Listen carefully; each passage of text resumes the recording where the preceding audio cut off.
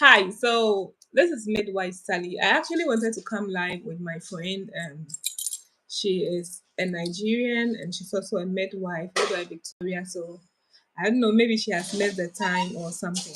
Yes, but I quickly want to talk about maternal health in Africa. Okay, so when we talk about maternal health in Africa, there are so many things that we want to look at. Okay, yes. So when you take the whole world, every time we say Africa is leading with high maternal mortality rates, okay, high maternal mortality rates is what we have in Africa. And as midwives, as nurses, as health professionals, everyone who thinks about humanity would be interested in, let's say, helping women. Okay. Yeah. So, what are some of the things that we can do as African women to help reduce maternal mortality in Africa? Okay. Some of the things that we can do to reduce maternal mortality in Africa. Okay. Education. Okay. So, through educating our mothers, educating them on preventable causes of maternal death. Okay. Then also strengthening our health system. So when we come talk about strengthening our health system, we are talking about providing all the resources that is needed, okay, for the development. We need resources, okay, so that when we go to the hospital, our women can be safe and feel safe. Okay, there are so many things that we need as the people. Okay, so these are the things that I came to talk about in this slide. Yeah. Hi, hi, Gage. Yeah, hi. Yeah, so I'm a midwife and I'm talking about improving maternal mortality. There should be a lot of research finding solution for African women. It is like something that we can do. So why not? Okay. Yes, and so I'm hoping that more research will be done so that African women can find their voice. We'll have access to quality maternal health. Yeah, so thanks to everyone who have joined. I am talking about reducing maternal mortality. Yes, why are African women dying at birth? Please don't forget to subscribe, okay? And I'm saying one of the reasons, what are you doing? I'm educating. Hi, Mary. So I'm educating people on high maternal mortality in Africa. Okay, I'm saying that if our women in Africa, a lot of them, okay, so I have midwife Victoria here, so she will join me. Yeah, thank you. Yeah, so I'm going to have, yeah, hello. Hi, Midwife Sally. Yeah, hi, how are you? I'm good. How are you? I'm also doing well. How is Nigeria? Nigeria is saying hi to everybody. Okay, great. Yeah, so I started because I was waiting for you. Yeah, so can you introduce yourself? Yes, absolutely. Thank you, Midwife Sally, for having me. I think this is the second time we're doing this. The first time Yeah, was in 2021. So, wow, 4 years later. yeah. So thankful for what you're doing here in Africa. Like, amazing. Thank you for your service, for your work here, especially here on social media. Um, Yeah. My name is Victoria. I'm a midwife as well. And I was trained in the United States of America. And actually, recently, I just got my certification here in Nigeria as a midwife. So I'm Congratulations. super excited about that. Yeah. Thank you. Okay. Yeah, so okay, so what's the motivation for promoting maternal health in Nigeria and not in America? That's a good The- question. Wow. I don't think anyone has asked me that question before. Well, I'm from Nigeria. I'm a Nigerian. I was born and bred here. And I think where's the best place to um, share your talent, your gift, your passion, if not home? So that's my reason. I'm starting here to the world, though. Starting okay. local, global impact. Oh, okay, okay. Yeah, so I wanted to talk about maternal mortality in Africa as a whole. And yes, being somebody who has, let's say, seen what happens in the US and seen what happens in Africa, you can give a better perspective.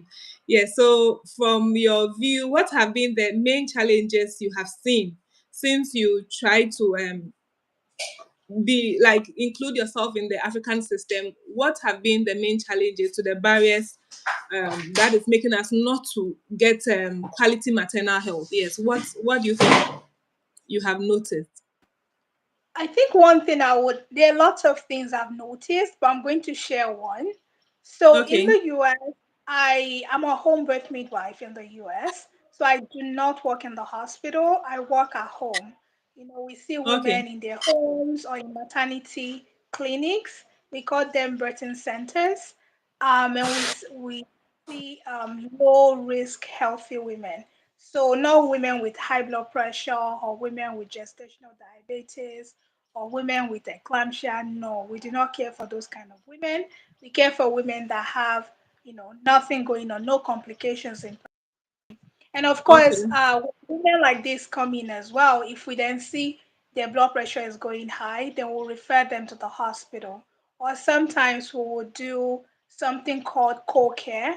So they will see us this week and then they will see the doctors of the okay, OBGY the following week, right? So sometimes we do that care because sometimes the moms they really enjoy the midwives, they really enjoy the relationship. So they want to see both people. So they still see us together, but then for the birth itself, then they will have the baby in the hospitals. But okay, for the care that we care for, there are people that know nothing. They have a amazing pregnancy, and most women do because they eat healthy. Women that stay with midwives, they eat healthy. They are educated. They're taking childbirth classes. Yeah, like these are like educated women and okay, women that want to birth for themselves. So I'm speaking from the perspective of women, families that we care for in the US.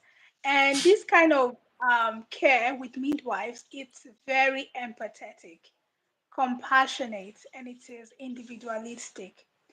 What one okay. woman would need is different from what the other person would need. I'm actually going to share with you my first birth in the US. I was just like, wow, I want to give birth like this. It was Wow, so peaceful, no chaos. It was in their home. I think it was their first baby. They had their baby in the water. It was a water birth. There was nice music in the background. It was just the husband, then myself, the midwife assistant, and then me. I was a student then. So there were three, birth professionals there. The husband was there, and then the wife giving birth. Quiet, wow, like peaceful, like it was just like glorious. I was like, wow, is this heaven? Like just beautiful. No one shouting, no one saying, bring this, do that. This. Like, no, it was wow, just, I was just like, wow. Like, yeah, it was just peaceful and beautiful. Remembered I said, I want this for myself and I want this for my people. And so that's the heart of midwives of the families we serve in the US. It's very peaceful. It's not chaotic. These are people you've built relationship with throughout their pregnancy, during their antenatal care. You've talked about things. You've done childbirth education them, but also with their husbands. So usually, I mean, it's very flexible. We go to their homes to do antenatal care. Usually, their husbands are there, so they pick the time that works for both of them because we believe that childbirth, pregnancy, it's a family event. It's not just yeah, for the woman, it's for the whole family. So when the husband hears, when he's around, when he's part of it, then he becomes a good advocate for Yeah. the birth, for the pregnancy, for the wife, right? And he's Yeah. not speaking from like, oh my friend said this, that this happened to his wife, so we should do that. No, he's speaking from, no, this is our home pregnancy. This is what has happened. This is, this is what the midwife is telling us to do. I was in that antenatal care. Our baby sounds this way, or in that childbirth class, they said we should do this. Like they are there, and so they can be Yeah. amazing advocate for the pregnancy, for the childbirth, and just be there for their wives and for their families. So I really like that. It was the whole family that was, part of the care. And so now let me bring it back now to Nigeria. In Yeah. Nigeria, the birth I've actually witnessed some home births as well, but the ones I've witnessed the most are hospital births, and they are chaotic. They are They chaotic. oh There's usually, in the hospital, depending on how big the hospital is, there are doctors, there are midwives, there are nurses, there are pediatricians, and usually there's more than one woman in labor. And also there are more than the midwife is not just in charge of one person, she's in charge of the whole ward. Most times it's like, I don't know, it depends, 8 to 10 people are there at a time, sometimes it's more. It's not just the person giving birth you are focusing on. You're focusing on the woman that just had a C-section yesterday, that you have to give drugs, that is, she's in pain. You are caring for another mom mm, that has breastfeeding problems, the baby is crying. So for reals, I mean, midwives, nurses, they're humans. They can't do everything at once, and so you're not priority. Let me just be straightforward and real. There's so many other people that are there, so they're not going to just come sit with you and rub your back and talk to you. And your time will come, they will do that, but not like they'll be there 24/7 for you. No, because they have other things they have to do. There are other patients, there are other families they have to care for. And so I'm really a big advocate of, I think I'm going to different things. Let me focus on your questions. On the question you asked me. So I think the biggest, coming back to your question, the biggest, one of the biggest thing I've seen in the care is the lack of empathy. And I would not say that it's from, I don't think Nigerian nurses or midwives are not empathetic. I think they are, but I just think it's the work. Like it's overwhelming. It's a lot of maybe work to do. there's a we need to do a lot of restructuring, like restructuring the work. Yeah. Yes, yes. We need other people to help us so that it's not just, yeah, you just don't have a lot to do. It's a Yes. lot of work. You can't focus on one person, and that's the truth. So the empathetic care, I think there was one time working in a hospital, and I was hearing pop, pop, pop, and I was just like, are they beating up somebody? And the lady is giving birth. So I ran in. The midwife was inside. Another midwife was inside. She was, older than I was, more experienced in some ways. And she was beating the lady's lap. The lady was trying to close her bum bum. She was giving birth, of course. So she was closing, hitting her like, stop, open up. But then if you're outside, you're not sure what's going on. It's like somebody is beating her. Like it just was like chaotic. Even the doctors had to run in, like, what's going on? Why is there so much noise? And I think that, I mean, I'm not blaming the midwife. I think also that, when they come to big hospitals, they're not the only one. There's so many other people there. They don't form relationships with their midwives. They do not, maybe they've seen them once or twice, but there's like 100 people. Like, how am I going to spend so much time with you, Yeah. right? It's overwhelming because recently I'm trying to get into the hospitals, and I asked some of the hospitals, how many times do you organize pregnancy classes? And it's like a routine. All of them, it's like once in 3 months for this pregnant woman. So like, and for some of them they do not even have groups for the women. So it's like there's actually a huge gap. Everything is, I tried encouraging one of the midwives to Oma, thank you. Yes, I try to encourage one of the midwives to organize, like, have a WhatsApp group for all her mothers where they can ask questions. And she was like, that would be overwhelming because she sees more than 50 women a day and she has to just go and sleep, come the next day, do the same thing. How is she going to handle the group? So you just have to, like, I mean, back off. You can she cannot afford to break.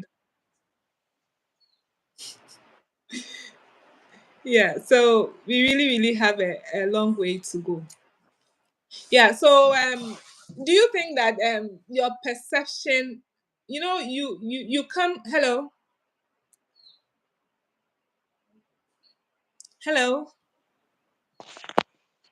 I'm sorry, I'm yeah, here. okay, yeah, so do you think that and coming to stay in Africa for some time, you come back with a whole lot of energy, with hope and all those things, and now you have seen the system. Do you think that something has changed inside of you or your perception? Yes, for sure. And I am so thankful you asked this question because sometimes you hear a problem and you capitalize on that problem. But if you have not seen life the way those people have, you might not understand. So when I first came back, I was doing a lot of like story time. And there were some women that, shared with me that when they were pregnant, they were scared of going to the hospital because they hear that they will yell at them, they will scream, they will beat them. And I'm just like, why? Like, this is not acceptable. They will just sue you. Like in the US, you can't do that to women. Mm, They will just yeah, you scream at someone you're paying them to care for you. Like, I just could not understand. But now that I've been in the system, I understand better that it's not because nobody comes to work to shout at you. Nobody is coming to scream at you. And this is no excuse, by the way. It's just a work. It's a lot. It's overwhelming. There's no enough midwives.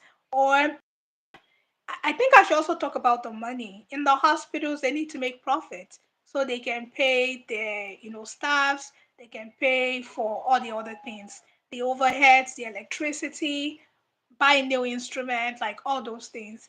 And so if you're coming into the hospital, you it's just a lot. And so they don't want to hire a lot of people. Maybe they could hire, I don't know, it should be one midwife to one patient, or to two patients. That would be easier, right? But then it's not sustainable for the hospitals. It's not sustainable.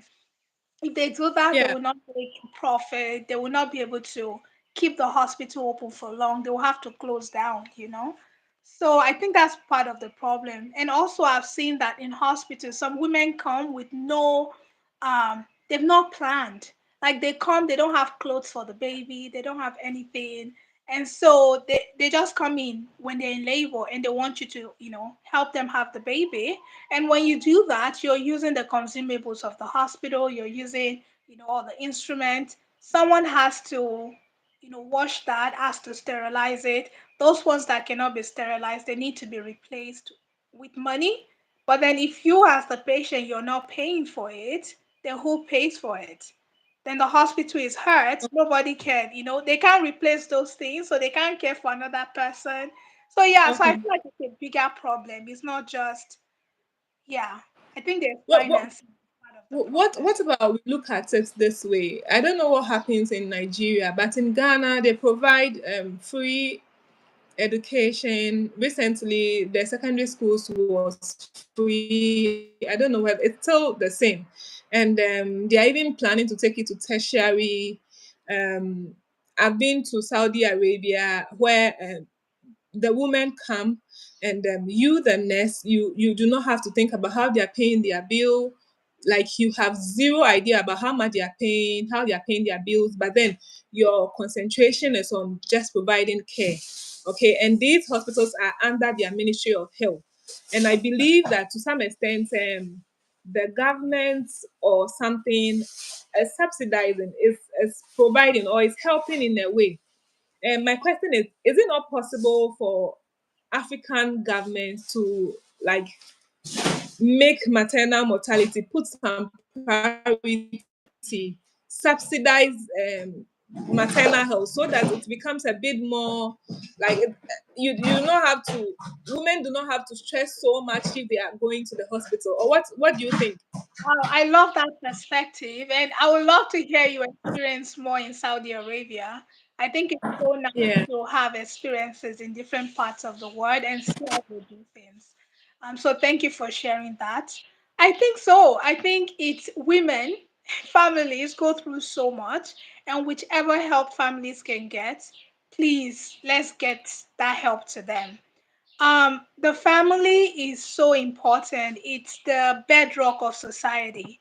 Like if they teach us in biology, there's cell, there's tissue, there's organ, there is, that scale of things. And I believe that each family is the cell of each society.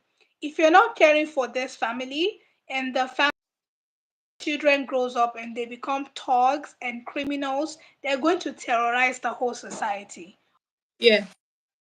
Yes. Now, Yes. if the mom is giving birth, they should get support. She gave birth anyhow, the baby dies, she has depression, then she and her husband are fighting, then it's a society problem. That community, Yes. that house they live in self will not be Exactly. happy because there will be fight every day, right?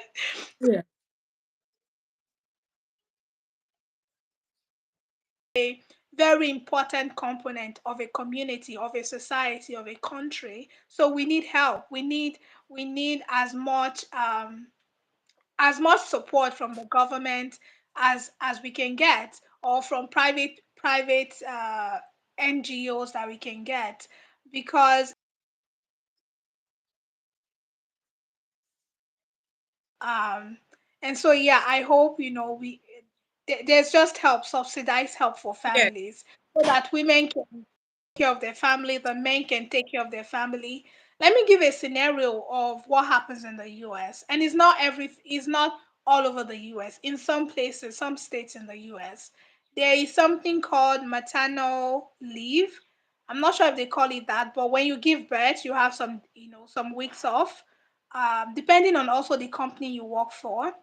In some companies as well, there's paternal leave. So both the wife and the husband, they have leave from work. As soon as they give birth to that baby, they can spend time together. Because first, especially when it's your first baby, there's so much you have to learn. This baby is crying all the time, or they're not sleeping through the night, so you are not sleeping through the night. Like it's a lot. And if you can stay home with that child, I mean, you will bond better. You would have a good start of life for that child. You will be able to, communicate better, right? And let's say you have like your mom with you or your mother-in-law with you. That's even added support and advantage. Somebody else to help care for the baby or help care for the house chores or help cook for you. That's a family that is being supported. Now, fast forward 3 months after that, if the mom goes away, I mean, the mother-in-law goes back, the dad returns back to work, the mom would have enough time to be able to heal and be able to do things maybe by herself, or she still gets, extra support in one way or the Yeah. other. If we compare that family to a family here that maybe there's no support from anyone, there's no mother-in-law coming, the husband has to go back to work, she's there all by herself with the baby, with a newborn. The whole night she can't sleep Mm-hmm. very well. During the day, she's expected to cook and clean. She still has to care for the baby. These kind of moms are more susceptible to postpartum depression that can lead to Yes. postpartum psychosis. Then she has to go start taking medication for mental illness. Like it's just a whole lot of problems it can get when families do not get support. So I do hope and wish that our governments can do something more for women, for families to subsidize, giving birth, to Yeah. subsidize childbirth, to subsidize, um, yeah, just care in general. Yes. Yes. Very And important. one thing I think we are lacking in Africa is support for young people like us. So I think that to some extent, when they identify people who are really passionate about these programs, they should create platforms to support them. Okay, so I've seen that Midwife Victoria is so passionate about maternal health in Nigeria. They should not just sit and be looking at Midwife Victoria to see whether she will survive or not. You see, because this person has the education, she has the passion.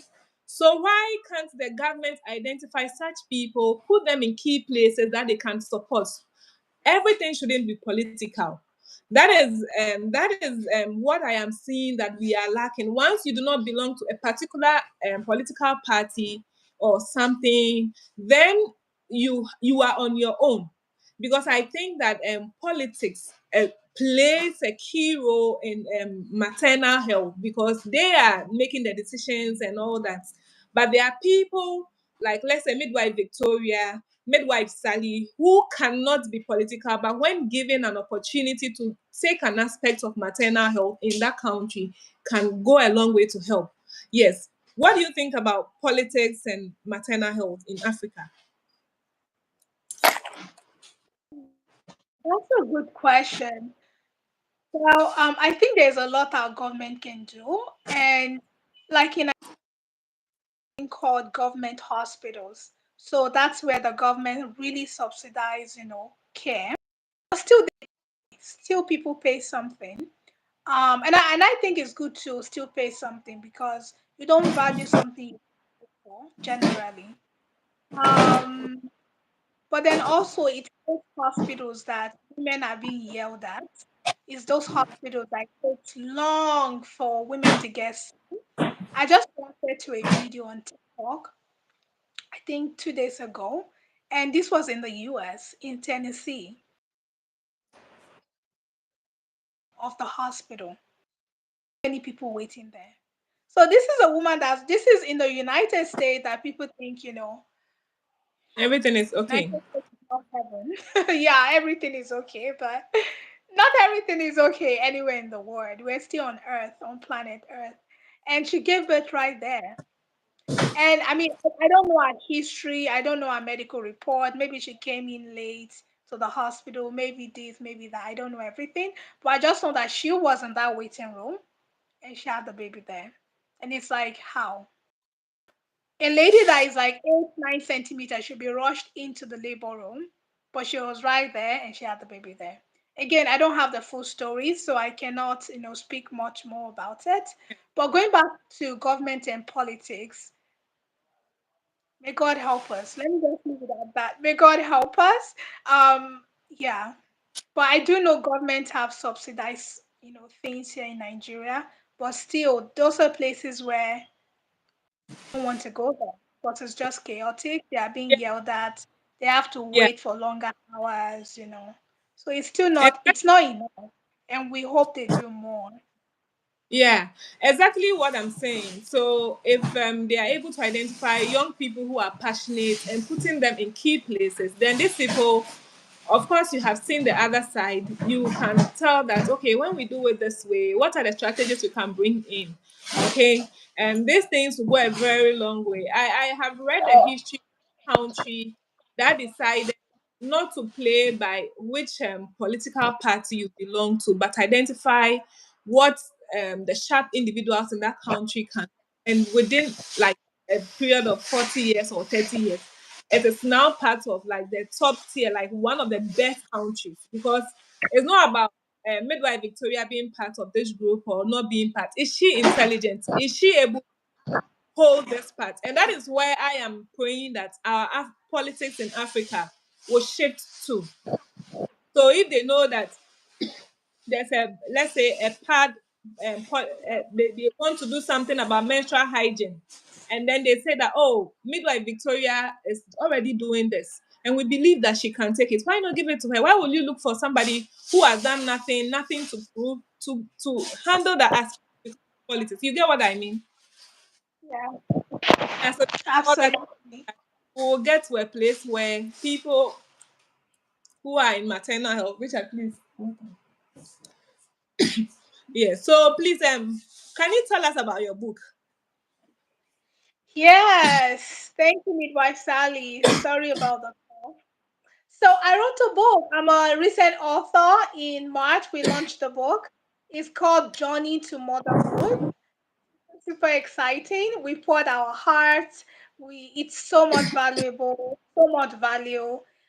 We had lots of families that shared their stories, real raw stories. You'll laugh, you'll cry, you'll feel emotional.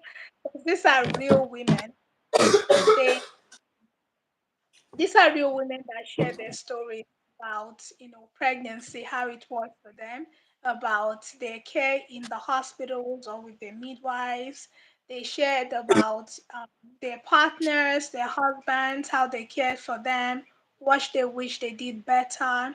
We have a special chapter just for that because I have a soft place for dads, for partners, for the supporters of women, because if you do not know how to care for your woman, if you do not know what to expect, how are you going to support?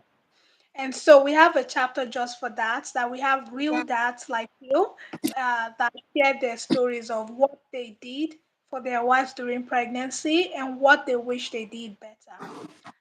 Then we have a special, I think one of my favorite part is the postpartum, when people share, for midwives, at least for me, my training was up to 6 weeks after the baby is born in the US. But here in Nigeria, midwives see, they even see children.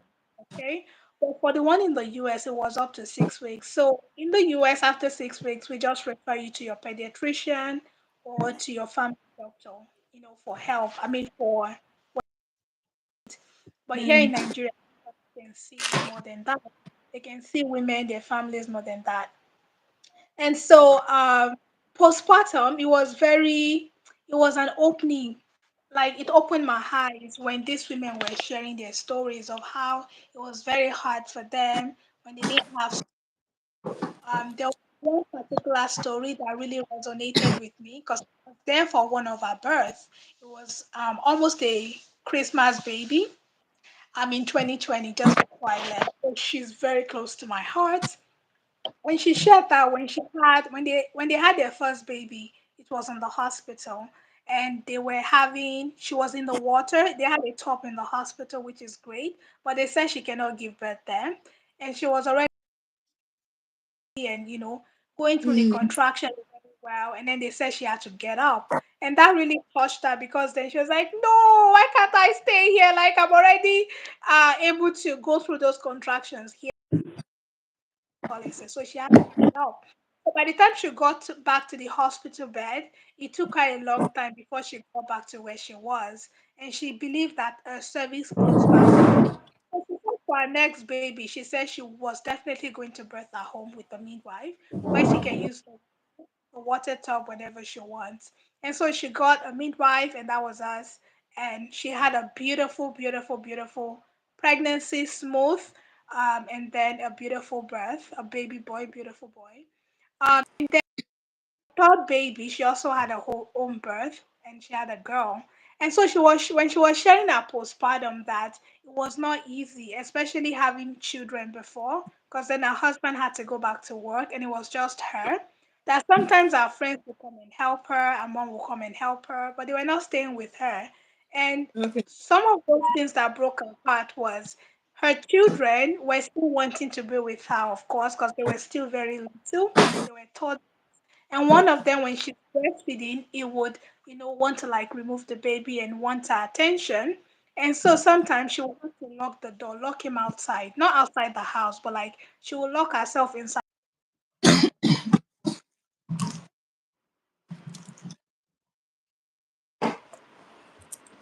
And she will be by the door. I mean, the child will be by the door, and he will be knocking on the door and crying because he wants to be Oh, with the mom. And so it just will like make her feel bad that, oh, I wish, I could do both. But she can't be breastfeeding and also have another child, doing a lot of things. So she said for her next baby, what she did was she planned better. She and her husband, they had someone else come and take the children, the younger children, so that she can focus just on the girl, on the new baby. And they had people bring food for them. So she didn't have to cook or anything. For the cleaning, she didn't have to do that. Somebody else came and did that. And she said that was the best. Wow. I feel like for me as a midwife, I even learned that, after 6 weeks in the US as a certified professional midwife, that's when we're done with our families, we're done with our clients, that's it. And then we refer them in. But then to hear that they still struggle and they still need help. And yeah, it just opened my eyes that as much support as women can get, they need it. And so this is emphasized in my book. So yeah, very, very, very interesting part. And then we also have a chapter for IVF, in Wow. fertilization, for women going through infertility, men going through infertility, and how technology can help. I've seen women, by God's grace, that they've used IVF and they've conceived. And so we have that story as well in there to encourage people that are waiting for. Wow. Um, Wow. That's great. Yeah. So where can they find your book? so my book is on Seller. Seller is a platform. I'll probably send midwife Sally the link. It's on Seller. You can look for Journey to Motherhood by Victoria Adeyeye. You'll find it there, and you could buy it anywhere in Africa. It's an ebook. We are hoping to print locally soon. And it also can be found on Amazon. Also, Journey to Oh, Motherhood by Victoria Adeyeye, Adeyeye. It's on okay. Kindle. You can download it on Kindle. You can also buy the paperback, so the printed copy on Amazon, and they will ship it to you anywhere you are in the world. Wow, that's great. That's great. Yeah. I'm hoping when we are done, when you share the link, we can put it in the comment section or in the description so people can also buy. Yeah. So what are the three things that you think that Africa can do to improve maternal health? Just give us three ideas. I love that. And by the way, guys, go get Midwife Sally's tips for mothers as well. She's also written a Yeah. book. So make sure you go buy that as well. The more books you read about pregnancy, childbirth, postpartum, the better you are. Yes. So yeah, to go back to your question, I think the first thing I would say is read, educate yourself. And this is like what we said, we are passionate about maternal health and infant health, and so we do what we do. We've written books about it. Buy our books and educate yourself, okay? Not just for yourself, but even buy for your friends, for your loved ones, for your family. If there's someone that is expecting and is pregnant, buy a book. Buy our books and gift it to them. That's a way you help reduce maternal mortality, by educating people. So that's the first thing. Get educated, not only because you're pregnant. If you want to get pregnant someday, if you have a sister that is pregnant, if you have a friend that is pregnant, if your granddaughter is pregnant, like this is a community thing. It's not just for women.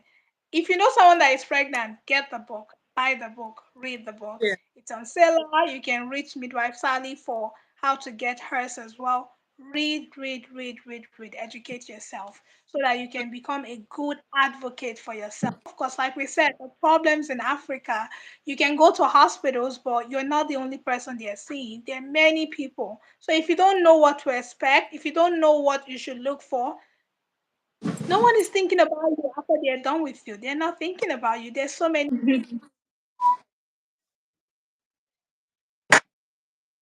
and educate yourself by investing in your health.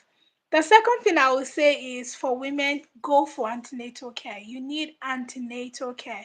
Don't let anybody tell you that, don't worry, in my pregnancy is natural. Yes, I believe that.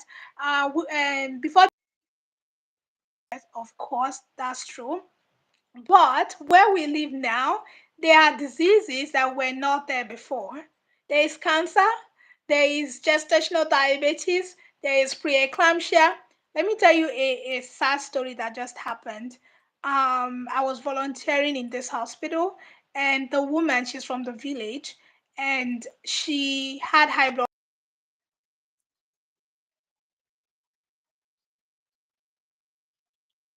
I don't think they're sick. They just Yeah. feel.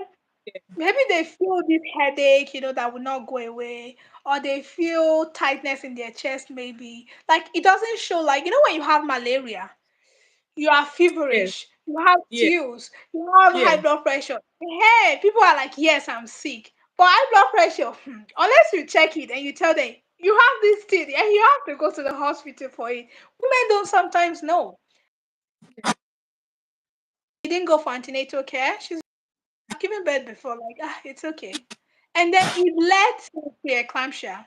Preeclampsia is when the seizures are added to it. She started to seize. By the time they Oh. brought her to the hospital, the baby was dead. Her whole life Oh. was at risk. Praise God she didn't die, but the baby passed away. And she became very, by the time I left there, she was starting to talk, but she still sounded like a bit off, like something is Mm. wrong somewhere with her mental health. So I please, please, and please, every pregnancy is different, every child is different. Go natal care. Whether you're registered in the hospital, go. Every time they say you should go, go. If you're with a private midwife that sees you, go for your appointment. If you're feeling good and it's your appointment, go for your checkup. You need to go.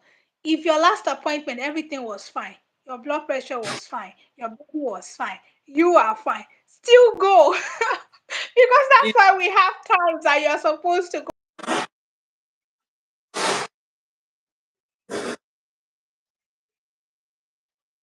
Continues to be fine. So if you have a friend that is pregnant that is not going for their antenatal checkup or prenatal checkup, employ them to go, go for antenatal checkups. So my first thing, like I said, is read books, invest in, your education about pregnancy, childbirth, and postpartum. Number two is go for antenatal care. And hmm, let me see, what would be my Mm. number three? I've talked about childbirth education and antenatal care. I think my number three will tie kind of into number two is to be an advocate yourself. Do not say so. Some objective I get from people buying my books is that, oh, I'm a man. Why do I need it? Do you want to get pregnant someday? Do you have a sister? Do you have Mm. friends? So everybody should get educated. Everybody should get educated. We all can be advocate for maternal health because when women are okay, men are okay. When men are okay, the Yeah. society is okay. So everybody jump on the boat. Let's all be advocates for maternal health.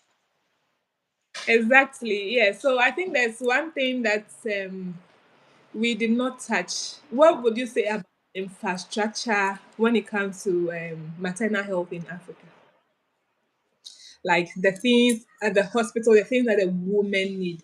I don't know whether you've been familiar with our hospitals, but if you have been in a US hospital or a Saudi hospital and you have seen the provision of infrastructure, so even before a woman dies, they would have exhausted every opportunity.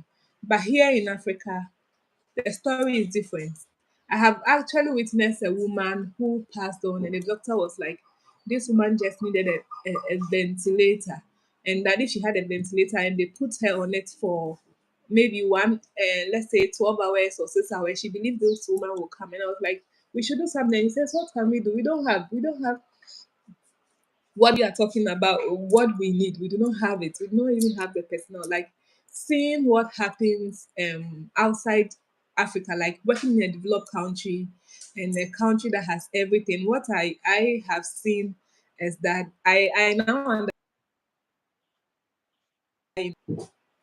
because their system is such that even if the woman wants to die, the system will not allow her to die. But in our case, if the woman does not advocate for herself properly, the hospitals are already choked with so many problems that can even trap the woman to lose her life. Okay, but in elsewhere, I have seen a woman whose SpO2 was almost down because I was coming from Africa, I had already lost hope. And within a short time, they had everybody in, like everything they needed was available, every machine was available, and they did not allow this woman to die. That woman would not have survived in Africa, or looking at the type of, not because we do not have good nurses, we have the best nurses. When I saw it, I saw it with my eyes. Africa has the best nurses, we have the good doctors, we have everything. But one of the things that I realized is the problem, as the problem is infrastructure. Where are the things? What would you say about that? Have you experienced that in any way? I love, love, love what the question you just asked, and thank you for sharing that story because it's real. So for me, I think I will come from a different perspective. Hmm. I think I will come from need to we need to use what we have in the way that midwives are very, very important.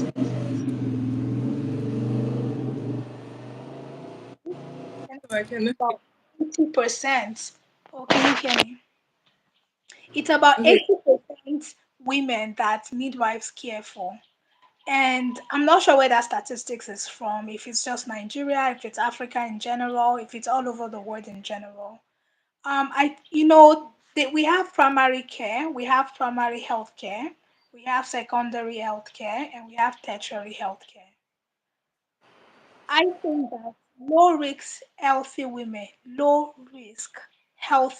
So these are women that have no complication. I mean, coming into they are healthy, everything is good. They should see midwives. If there's any complication during the pregnancy, midwives are trained to recognize those things, and they can refer them to secondary. Attend the Um, phone.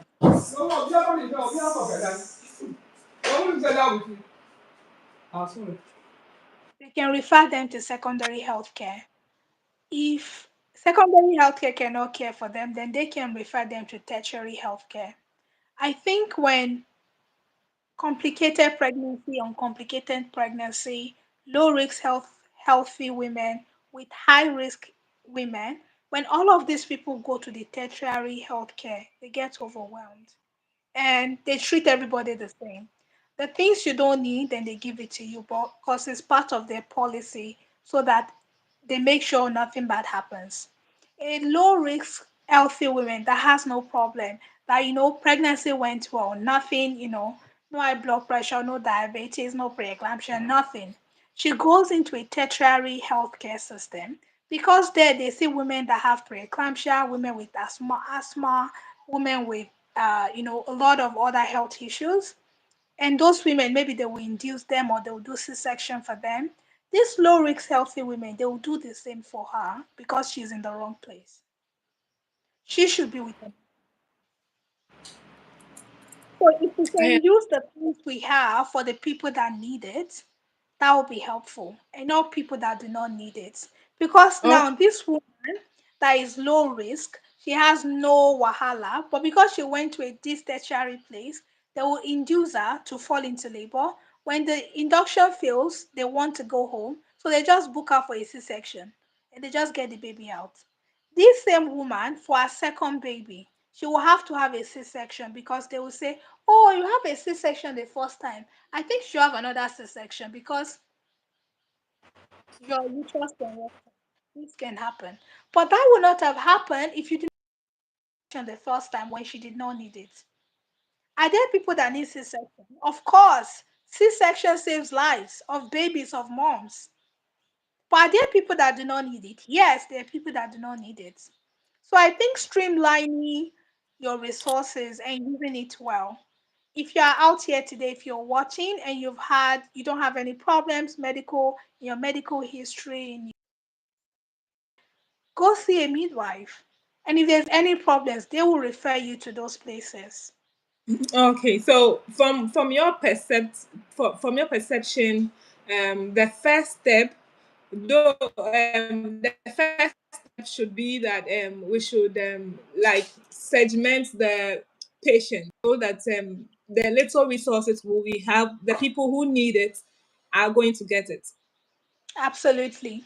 Yes. Yeah, that's brilliant. Another one is our roads. We don't have good road network. And again, that's why we need skilled midwives, because I believe that we can have home births in Africa. I mean, it happens even.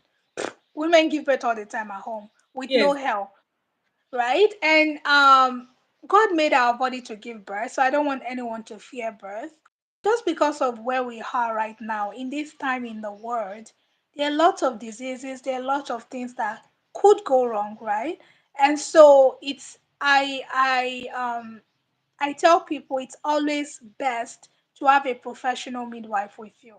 Whether you want to birth at home or in the hospital or wherever, make sure you have one with you. Um, and it's even better if they've cared for you during pregnancy, because now they have more information about you. They've built relationship with you. You've built relationship with them. So if there's going to be any problem, most times we would know. You know, a woman that her blood pressure is going high during pregnancy, we already know that, okay, I think you should birth in the hospital and I'll be with you there, right? That blood levels is not going high, would have told her, okay, eat these things, take this supplement so that your blood level can go high. By the time she's closer to having the baby, if the blood level still is not as high, then we'll move into the hospital. Like, it's safe there. If you lose too much, do blood transfusions there, right? Or if you lose too much okay. like that, I believe in streamlining. And you know, also because a lot of people are not going to the hospitals anymore because there's just no money. Inflation is everywhere, even abroad. Things in Nigeria right now are like 5 times what they expensive. Someone that is already struggling to eat, you want them to hospital stuff, they don't want to. And so the hospitals themselves are trying to get, don't want to close up. They want to be able to pay their nurses, their midwives, their doctors, and so they are really advertising for everybody to come. But then when people come and they don't pay, then it hurts them, you know, and they don't have enough to pay their people. I've had a chance to work with the administration, and I see it's a lot of headache to want to pay salary and you don't have money to pay salary.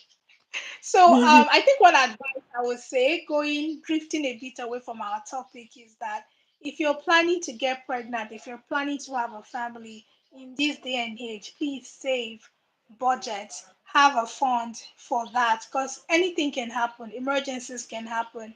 Build your own fund for this kind of things. If you can have insurance, have insurance. There are health insurance now that they sell. Buy them because of anything that could happen, and also have emergency fund for your own health and for your family's health so that you can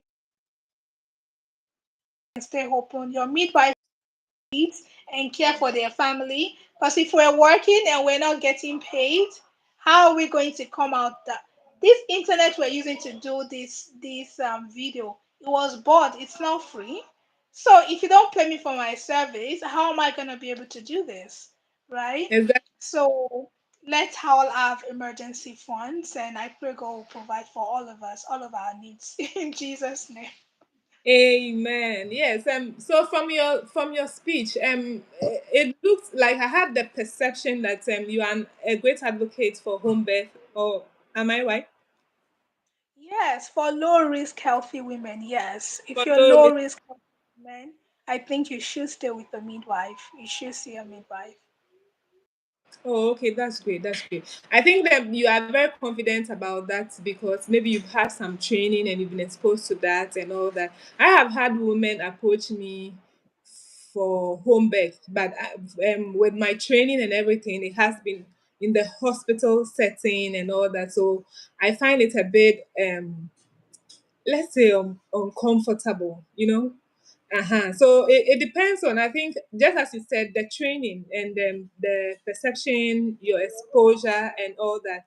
Yeah. So I think it's from what you are saying. I think it's a good area that as time goes on, I will really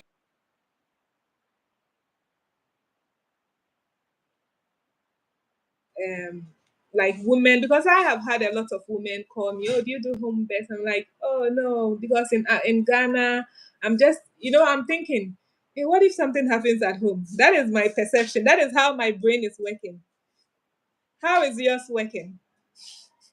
Like my So, brain, something so go bad. What you're happens? Like it could be at the hospital. absolutely you're that you mentioned this is true now where our training has been. And let me rephrase what I said. You should choose a home birth. Make sure you know your midwife has experience in it or they're comfortable. And I'm sure midwife will That tell you, oh, I can or I cannot, because our goal yeah. is a healthy mommy, a healthy baby, happy family. So yes, my training was in home birth. I was trained for my training was up to 6 years in home birth. So that's what I do. Wow. And Wow. now I do hospital births as well. So I Yeah, feel that's very why you have that much confidence in it. So the training has really worked, it has shaped your thinking mindset. But let me say, I had more of my training in like it has to be hospital, it has to be hospital. And so we talked about community healthcare, helping women at home, but not to that level. So I think that with time, Africa also train women and a lot of midwives and empowering them and believing that home births are really possible. Yes, and in Nigeria, midwives are allowed to have maternity clinics, which is like, at home, with less things. The way we do ours is you've seen a mom, it's not just one mom walks out from the street and comes to you and give birth. No, you are caring for them during pregnancy as well. So you are the one doing all the antenatal visits, you're checking the baby, you're checking the mom, you're ordering ultrasound, blood tests. So you know everything, you have all the information. If there's any problem or anything you think could be a problem, you would have addressed it before the childbirth. And if it's going to be something you can't handle, you would have referred them into the hospital. Oh, Usually, okay. midwives cost less money. In the US, they cost less than the hospitals.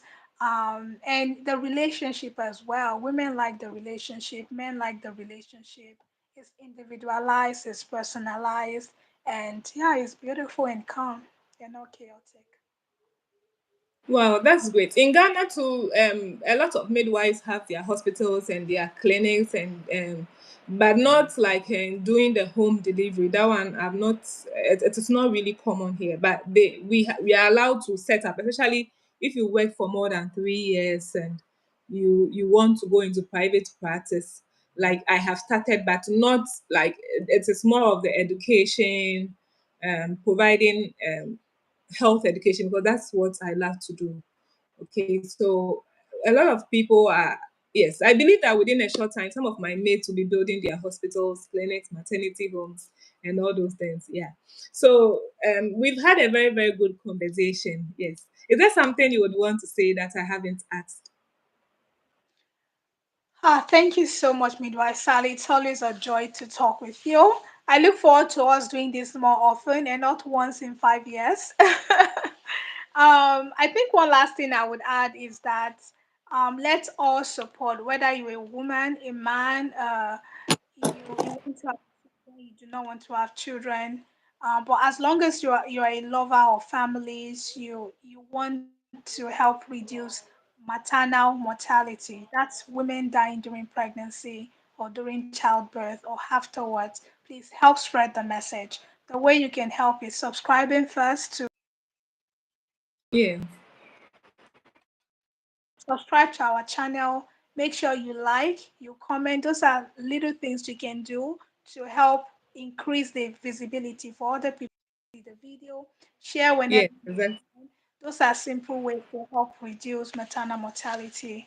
And when you can, buy our products, buy our books, buy the things we sell to support us as individuals and also to support other people. If you buy our books, they are bulk orders. You want 1,000 pieces of it, we'll produce it for you and send it to you wherever you are for Yeah. outreaches to reach as many people as possible. These are ways you can support us. So let's not just wait for the government. The change starts with you and it starts with me. Thank you. Yeah, that's beautiful. Yeah, so we will not wait for the government, but it doesn't mean the government should also sleep. We need them. They have all the oil, all the gold, everything is in their hands. So for me, I need the women, but I need the government as well. And midwife Victoria, we need them. Yeah, so thank you so much. Thank you so much. I've also enjoyed it. Yes, it has also led me realize that we can use our social media, like I can use this platform to interview you, to interview more women about more midwives, different perceptions about maternal health. And I believe that if we raise our voices, you watching. Yes, we wouldn't know who is watching. And there'll be light at the end of the tunnel. Please, your last words.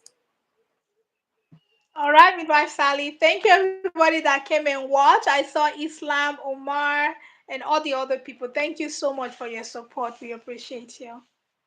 Thank you, Midwife Thank you so Sally. much. Yeah, so Midwife Victoria is on Facebook, Instagram, YouTube, and TikTok. Yes, and you will find Midwife Sally on the same platforms as well. So please do follow us. As she said, buy our books and then give it to people so that we save a lot of women. Okay. Yes. So thank you so much. I'm grateful. I'll speak to you after this, maybe on WhatsApp. Thank you. Okay, bye. Bye, everybody. Bye. Bye.